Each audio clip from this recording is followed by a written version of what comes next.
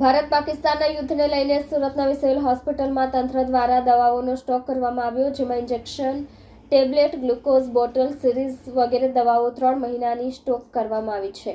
પહેલગામ આતંકવાદી હુમલા પછી તણાવ વધ્યા બાદ ભારતે ઓપરેશન સિંદૂર હેઠળ હવાઈ હુમલો કર્યો અને 9 આતંકવાદી ઠેકાણાઓનો નાશ કર્યો.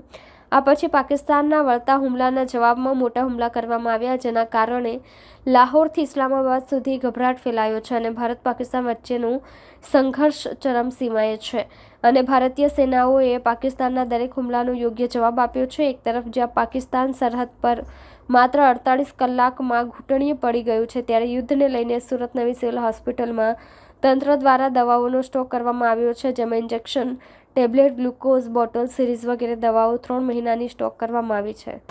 મારું નામ doctor Bharatdar Govindbhai Chavda, medical officer, નવી સિવિલ હોસ્પિટલ સુરત. હાલ હું મેડિકલ સ્ટોરમાં ઇન્ચાર્જ તરીકે ફરજ બજાવી રહ્યો છું.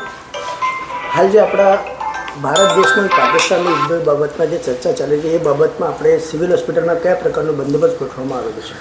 સિવિલ હોસ્પિટલમાં અમારે ઇમરજન્સી માટેની જે તૈયારીઓ કરવામાં આવી છે તે ચાલી રહી છે. તેમાં અમારે દવાનો જથ્થો જે મેન હોય એમાં પાઇન્ટ છે, ઇન્જેક્શન છે, ટેબ્લેટ છે અને જરૂરી સાધન સામગ્રી ઓપરેશન રિલેટેડ પાટાપિંડીનું મટીરિયલ તમામ સામાન 3 મહિના જેટલો અમે સ્ટોક કરી લીધો છે. હાલ જે યુદ્ધની પરિસ્થિતિ સંકળાય એ બાબતે સિવિલ હોસ્પિટલની ટીમ કયા પ્રકારે રેડી છે? સિવિલ હોસ્પિટલની ટીમ તમામ ઇમરજન્સી હેન્ડલ કરવા માટે અત્યારે રેડી છે.